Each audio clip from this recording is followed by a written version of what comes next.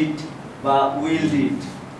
আমাদের মুসলমানদের মধ্যে হলো আপনার ওসিয়ত বলি আমরা, আরবিতে ওসিয়ত, ইংলিশে বলা হয় উইল ডিড বা উইল, আর হচ্ছে আপনার ইষ্টিপত্র বাংলায় বলে বা ইচ্ছাপত্র। এখন দেখেন এখানে কিন্তু আমাদের ধর্মের বাইরে কিন্তু একটু, আমাদের ধর্মে একটু আছে, মানে সিলিং দেওয়া আছে মানে উইল করার ক্ষেত্রে। যেমন হিন্দু, বুদ্ধিস্ট, খ্রিস্টান তাদের ক্ষেত্রে কিন্তু আপনার কোনো সিলিং দেওয়া নেই। যে কোনো আপনার এই হিন্দু বা বুদ্ধিস্ট বা খ্রিস্টান সে তার সমুদায় সম্পত্তি কিন্তু যে কাউকে উইল করতে পারবে, এবং that type of did must be registered. কিন্তু আমাদের এই যে উইল, এইটা কিন্তু এটা লিখিতও হতে পারে এবং মৌখিকও হতে পারে। তবে মৌখিক হলে সেটা প্রমাণ করা কিন্তু কঠিন।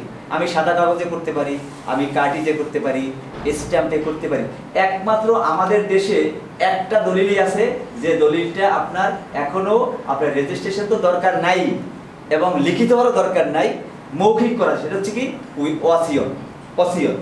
এখন আমাদের দেখেন ইসলাম ধর্মে একটা সমস্যা আছে জানেন, যে আপনি যারা ওয়ারিশ না তাদের বরাবর আপনার সর্বোচ্চ 1/3 আপনি উইল করতে পারবেন, ওসিয়ত করতে পারবেন। 1/3 in favour of the non heir. এটা কি 12 জনের বাইরে স্যার? 12 জন ভিন্ন জিনিস, 12 জন তো দানের বিষয় বলছি।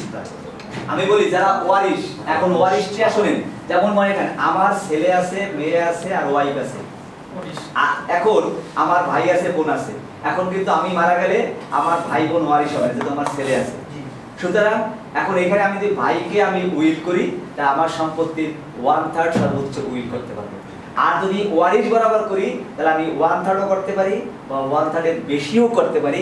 তবে সেক্ষেত্রে যারা বাকি ওয়ারিশ আছে তাদের সেখানে সম্মতি অবশ্যই দরকার হবে। যদি সম্মতি না দেয় তাহলে উইলের কোনো অংশই কার্যকর হবে না, অথবা যদি একজনে দেয় তাহলে তার অংশ কার্যকর হবে, যিনি দিবেন না তার অংশ কার্যকর হবে। তেমন আমি বলি আমার ওয়াইফকে আমি ধরেন হাফ আমার সম্পত্তি উইল করলাম, আমি তো 1/3ও পারি, 1/3 এর বেশিও পারি, because my wife is an heir. এখন আমি মারা যাওয়ার পরে আমার ছেলে এবং মেয়ে তারা আমার উইলকে মেনে নিল, তাহলে আমার ওয়াইফ উইল মেলে সমুদায় ওই যে হাফ সম্পত্তি পেয়ে যাবে। এখন মনে করেন আমার এই মেয়ে মানলো যে বাবা যেহেতু মারা গেছে তো আমি বাবার উইলটা স্বীকার করি, আর ছেলে বললো যে না আমি এই উইলটা স্বীকার করি না, তখন কি 1/3 কার্যকর হবে তা, ঠিক আছে, আর 2/3 যে ওইটার আপনার যে ছেলের অংশ সেটা কার্যকর হবে। আমি ক্লিয়ার? আর দুইজনে যদি অস্বীকার করে তাহলে পুরোটাই অকার্যকর হবে। কারণ আরেকটা জিনিস মনে রাখবেন, যারা ওয়ারিশ না তাদের বরাবর সর্বোচ্চ কত করা যাবে? 1/3। আর যারা ওয়ারিশ তাদের বরাবর 1/3 বা তার বেশিও করা যাবে। তবে সকল ক্ষেত্রে কি লাগবে? Consent is must. মানে স্যার একটা জিনিস ক্লিয়ার আছে, ওয়ান মানে 1/3 বাইরে যদি করি সেই ক্ষেত্রে না ওয়ারিশদের বরাবর 1/3 করি বা 1/3 এর বেশিও করি, সকল ক্ষেত্রে বাকি ওয়ারিশদের কি লাগবে? সম্মতি লাগবে। Am I right? এখন সম্মতিটা কি? এইটা মনে করেন আমি মারা যাওয়ার পরে যদি আপনার অস্বীকার করে তাহলে কি এটা মেনে নিল না, আর যদি স্বীকার করে তাহলে তো কি এটা কনসেন্ট দেওয়া হলো। মানে ইফেক্টিভ হবে যদি কনসেন্ট দেয়, হ্যাঁ ইফেক্টিভ হবে না যদি কনসেন্ট না দেয়। সহজ জিনিস, তাহলে আমি যতই বলি না হবে ওয়ারিশ বরাবর। আর ওয়ারিশ যারা না, যেমন আমার ভাই বলছিলাম না, সেখানে আমার ওয়ারিশদের আমার ওয়াইফ ছেলে মেয়ের কিন্তু কোনো কনসেন্টের বিষয় নেই। এটা মনে করেন আমি মারা যাওয়ার আগে একটা এরকম বলে গেলাম, এখন ওরা কনসেন্টটাকে আমরা অ্যাফিডেভিট হিসাবে যদি নিয়ে রাখি সবার থেকে, পরে কি ওটার এগেইনস্টে যাওয়ার কোনো সম্ভাবনা আছে? না এখন না। এখন আরেকটা বলি, উইল ডিড আবার মনে করেন যে আপনি রেজিস্টার্ড উইল ডিডও করতে পারেন। যেমন দেখুন অনেক সময় আমরা কোর্টে পেয়েছি, ঢাকা কোর্টে আমি একটা পেয়েছিলাম মনে করে, যে মারা যাওয়ার আগে রেজিস্টার্ড উইল ডিড করছে। আর একটা সিস্টেম আছে আপনার দেখেন সাদা কাগজে বা কার্টিজে বা আপনার বা স্ট্যাম্প পেপারে এইটা করে আপনার জেলা রেজিস্ট্রারের দপ্তরে এইটা জমা রাখেন। এবং যদি আপনার মৌখিক উইল হয় বা আপনার যদি আনরেজিস্টার্ড উইল হয়, তাহলে সেই ক্ষেত্রে উইলকারী টেস্টেটর যতবার খুশি ততবার সেই উইল কিন্তু বাতিল করতে পারবে মৃত্যুর আগে। কিভাবে? মনে করেন তার ওয়াইফকে দিল, ওয়াইফের সাথে একটু ঝামেলা হয়েছে, সে ওই সম্পত্তি আবার তার পুত্রকে উইল করলো, তাহলে আগের উইল কি অটোমেটিক্যালি আপনার বাতিল হয়ে যাবে। তার মানে রেজিস্টার হলে কিন্তু আবার সমস্যা আছে, ওই দলিল আবার থেকে যাবে।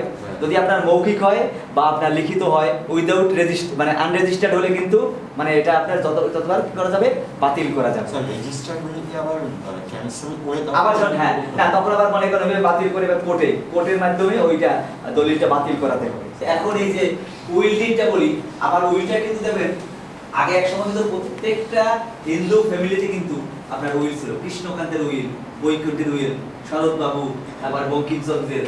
এখন আপনার এই মুসলিম পরিবারে দূরের কথা, আমাদের হিন্দু পরিবারেও কিন্তু উইল এখন নেই। এখন এই উইল যদি আবার জেলা রেজিস্ট্রারের কাছে এখানে জমা রাখবে, মানে এখানে আমি উইল করলাম আমার ওয়াইফ বরাবর বা আমার ছেলে বরাবর, ওইখানে উইলে একজন এক্সিকিউটেন্ট থাকবে, মানে যিনি সম্পাদন করবেন আমার পক্ষে।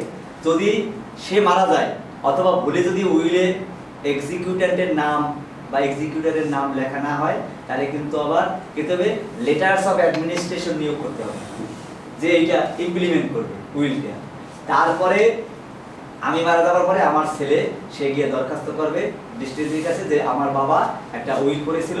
এখন আবার উইল জমা দেওয়ার সময় আপনার ট্রাং, তালা, চাবি, সিলগালা দিয়ে এটা কিন্তু এখানে জমা রাখতে হবে। সে অনেক মানে জটিল প্রক্রিয়া। তারপরে দরখাস্ত দেওয়ার পরে এইটা ওপেন করার পরে একটা নমিনাল আপনার ফিস দিতে হয়, এইটা আপনি নিয়ে আসবেন। আনার পরে আপনাকে আপনার হিন্দু উইলে কিন্তু প্রবেট করাতে হবে। Probate means authentication of will. উইলটা যে করা হয়েছে সেটা কোর্টের একটা আপনার স্বীকৃতি, authentication of will is called probate. এবং আপনারা জানেন যে প্রবেটের মামলা কিন্তু ডিস্ট্রিক্ট জাজ করার কথা, তো এইটা উনি করেন না, একজন যুগ্ম জেলা জজকে এটা ডেলিগেট করেন।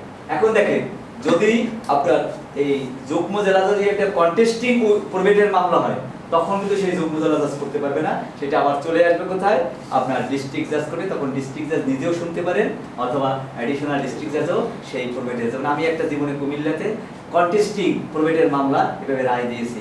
একজন হিন্দু মহিলা তার আপনার পেনশনের টাকা পয়সা তার বোনের ছেলেকে উইল করে গিয়েছিল। পরে মামলা করার পরে উইলের মানে প্রবেটের মামলা, পরে যে সতীনের 3টা ছেলে এসে মামলায় হাজির হয়েছিল লক্ষ্মীপুর থেকে। পরে আবার কিছুদিন পরে তারা নন কন্টেস্টিং হয়ে যায়। কিন্তু যেহেতু কন্টেস্টিং হয়েছে, পরে যুগ্ম জেলা জজ থেকে মামলাটা চলে আসে ডিস্ট্রিক্ট জাজ কোর্টে, ডিস্ট্রিক্ট জাজ দিয়েছিল আমার কোর্টে। পরে আমি এটা নিষ্পত্তি করেছি, মনে আছে। এগুলো এখন আর খুব, আমি জীবনে এই 21 বছর চাকরি প্রায় শেষ, আমি একটা প্রবেটের মামলা করেছি, ঠিক আছে। তো আর মুসলিম উইলে কিন্তু প্রবেট লাগবে না, মনে রাখবেন। মুসলিম উইলে কিন্তু প্রবেট দরকার নেই, হিন্দু উইলে। আর প্রবেট করালে কিন্তু সেই দলিলে আবার কি করতে হবে, উইলটা রেজিস্ট্রেশন করতে হবে। এখন 200 টাকা আপনার রেজিস্ট্রেশন ফিস লাগে মাত্র, উইল আপনার যদি রেজিস্ট্রেশন দলিল করতে চান। এই যে মৌখিক উইল যদি করে সেক্ষেত্রে সাক্ষীর একটা বিষয়টা হ্যাঁ, এখন শুনেন, মৌখিক উইল করা যায়, এটা আসলে প্রমাণ করা, এটা প্রমাণ শুনেন টাফ কি, এটা ইম্পসিবল। আপনার ডকুমেন্টস, আপনার রেজিস্টার দলিল মূলে সেইটা প্রমাণ করা যায় না, বর্তমানে সম্ভব না। এবং শুনেন, মনে করেন যে আপনার মা আপনাকে উইল করেছে, আপনার বাবা, আপনার বড় ভাই বা আপনার বোন, আপনার চাচা চাচির সামনে দেখা যাইবে যে মনে করেন যে আপনার মা মারা যাওয়ার পরেই আপনার চাচা চাচি এদেরকে মনে করেন অন্য যারা ভাই বোন আছে তারা কনভিন্স করার পরে বলে যে না এরকম তো ঘটনা কিছু বলেই না, মরার আগে কিছু বলতে পারে না। মনে করেন যে ডকুমেন্টস থাকলে সেটা আমরা কি প্রমাণ করতে পারি না, সেক্ষেত্রে মৌখিক প্রমাণ করা তো একেবারে অসম্ভব।